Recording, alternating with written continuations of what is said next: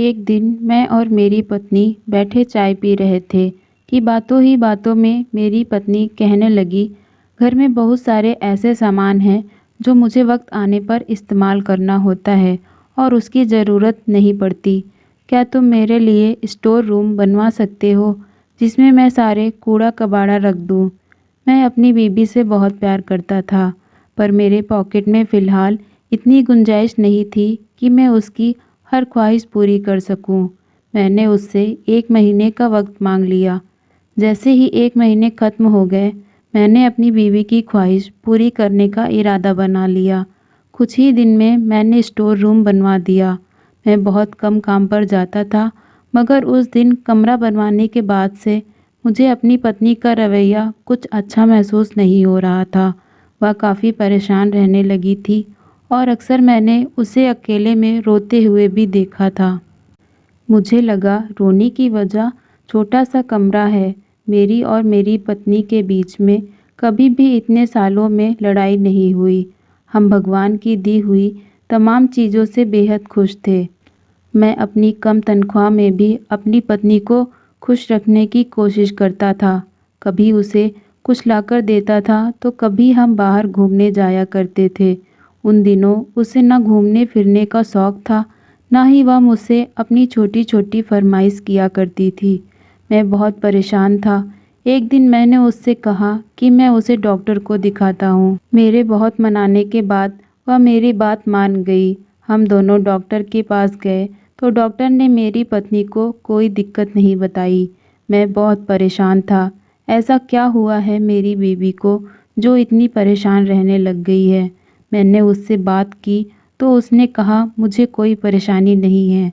मुझे लगा कि बच्चा ना होने की वजह से वह परेशान है। जब मैंने उससे कहा कि मैं दोबारा तुम्हारा इलाज करवाना चाहता हूँ तो उसने मुझे मना कर दिया। कहा मुझे किसी की ज़रूरत नहीं है। मैं अपनी पत्नी की बात से बहुत हैरान हुआ और मैंने थोड़ा नाराज़गी जाहिर की तो कहने लगी, मेरे पास बच्चा पालने का वक्त नहीं है। मैं और हैरान हो गया कि उस छोटे से घर में उसे खाना पकाने के अलावा और छोटी मोटी सफाइयों के अलावा और क्या काम हो सकता है। अपनी बीवी से ऑफिस जाते हुए कहा कि आज मैं घर जल्दी आऊँगा और साथ में मेरे कुछ दोस्त भी होंगे।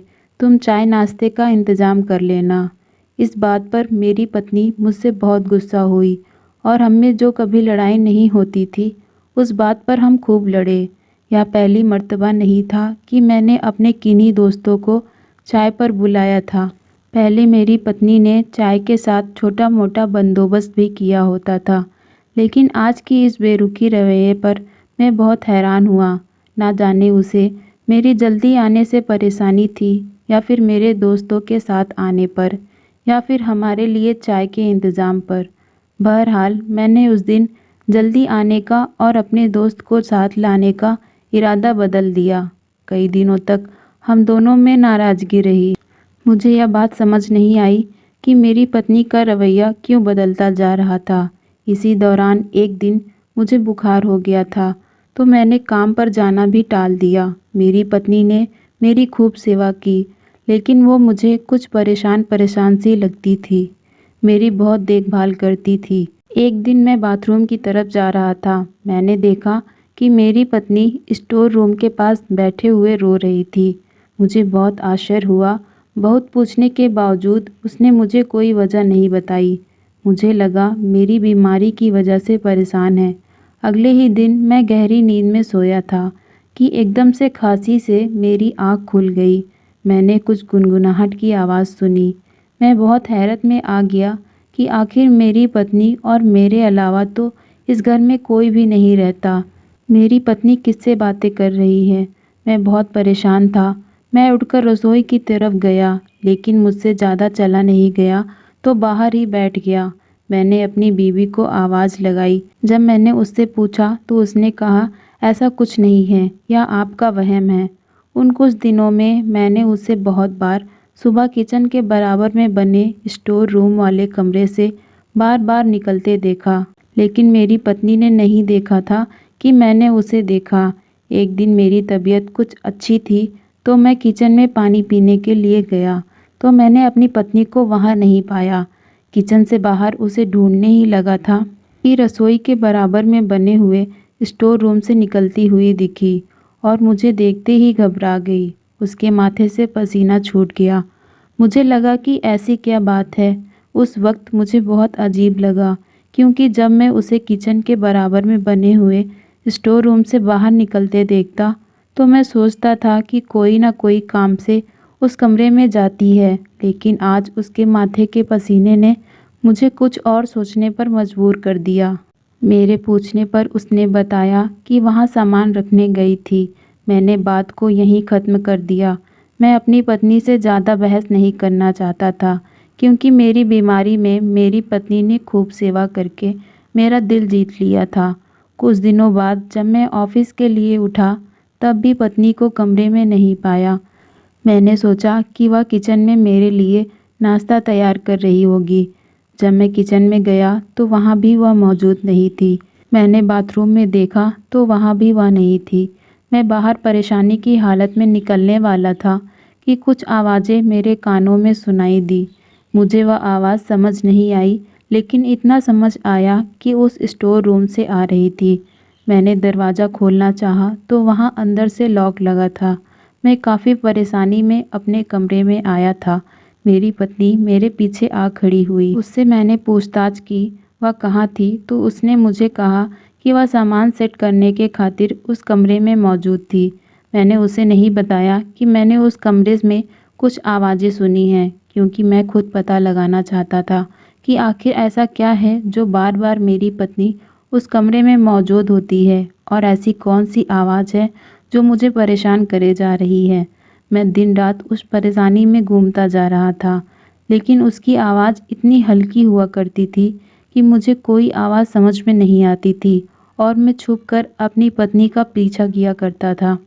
मुझ में इतनी हिम्मत नहीं थी कि मैं अपनी पत्नी से उस बात के लिए पूछताछ करूं। मुझे अपने उस दिन के फैसले पर बहुत मलाल महसूस हो रहा था कि उस दिन मैंने अपनी पत्नी की बात ना मानी होती कि मैं उसका कमरा बनवा दूं। कभी मुझे लगता था कि मेरी पत्नी किसी खास लोगों के शिकंजे में आ गई है। कभी मुझे लगता था कि मेरी पत्नी इस दुनिया में इंसान जैसी नहीं है, और कभी मुझे लगता था कि मेरी पत्नी एक बदचलन औरत है जो मुझे छुप छुप कर उस कमरे में किसी और से मिलती है। लेकिन मैं कभी एक फैसले पर कायम नहीं रहता था कि किसी भी बुनियाद पर अपनी पत्नी पर कोई इल्ज़ाम लगाऊं। मुझे कोई सुराग नहीं मिल रहा था। ऐसा नहीं था कि मैंने उस दरवाजे को खोलने की कोशिश नहीं की, लेकिन मुझे लगता था कि मेरी पत्नी, जो 15 घंटे उस दरवाजे की पहरेदारी कर रही होती है, जब भी मैं उस तरफ जाता था, मेरी पत्नी किसी न किसी बात के बहाने मुझे टाल देती थी या मेरा ध्यान उस तरफ से हटवा देती थी।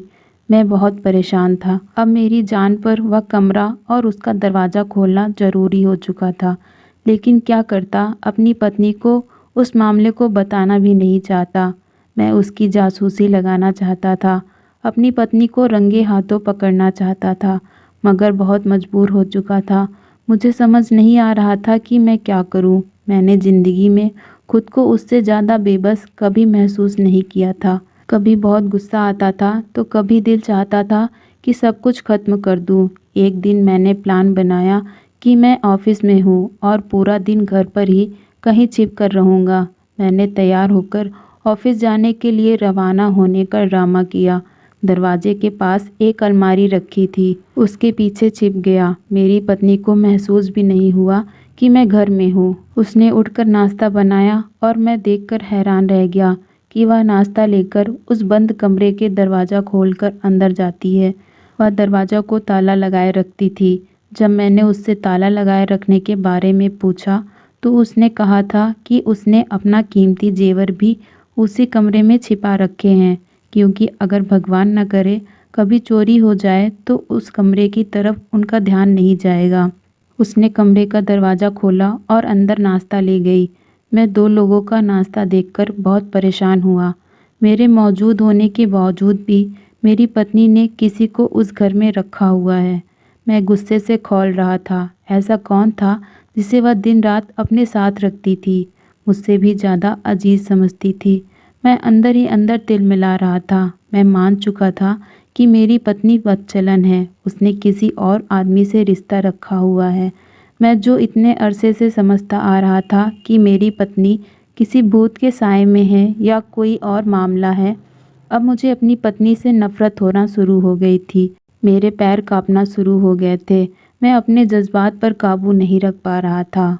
मेरे कदम इतने भारी हो गए थे कि उस अलमारी से लेकर बंद कमरे के दरवाजे तक का सफ़र मुझसे नहीं हो पा रहा था।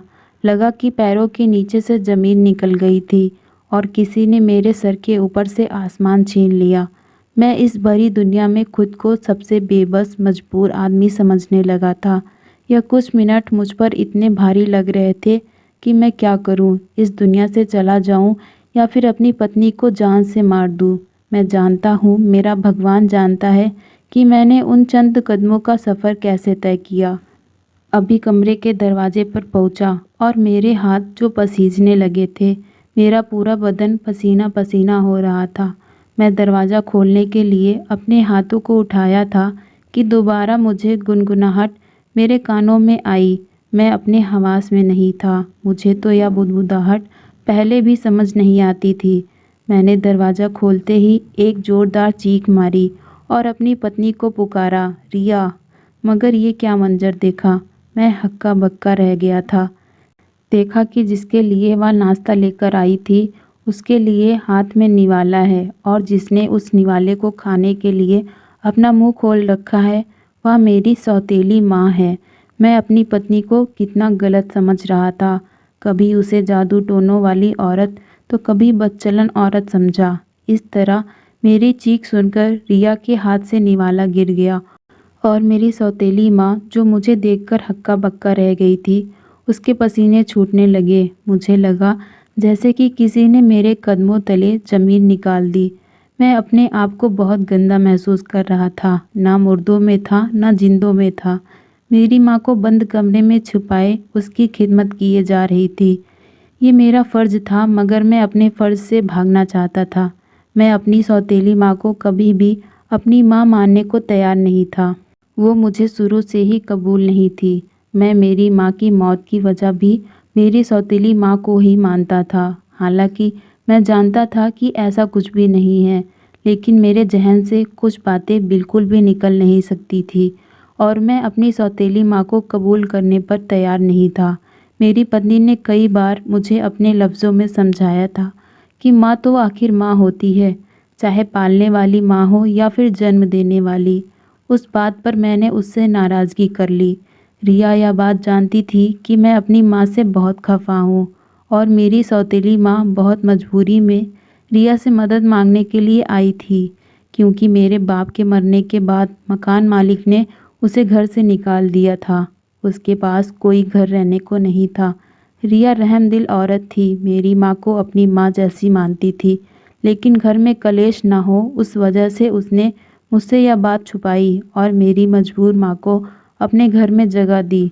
वह बहुत परेशानी की हालत में रहती थी, क्योंकि वह दोनों जगह फंस चुकी थी।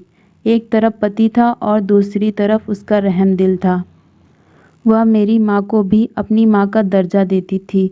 रिया का इतना बड़ा बड़प्पन देखकर मैं तो जैसे चुल्लू भर पानी में डूब ही मरा। मैंने अपनी सौतेली माँ को अपने बिस्तर पर बिठाकर नाश्ता करवाया और तमाम गलतियों की माफ़ी मांगी। मैं इतना रोया कि मेरी माँ और पत्नी के चुप कराने के बाद भी मेरी हिचकिचाहट नहीं रुक रही थी। मुझे लग रहा था कि कोई आए और मेरे हाथ काट दे। ऐसा लग रहा था मैं चोर हूँ, मैं बहुत बड़ा गुनहगार हूँ। दोस्तों, आशा करती हूँ कि ये कहानी आपको पसंद आई होगी। कहानी अच्छी लगी हो तो प्लीज़ वीडियो को लाइक और चैनल को सब्सक्राइब करना ना भूलें। धन्यवाद।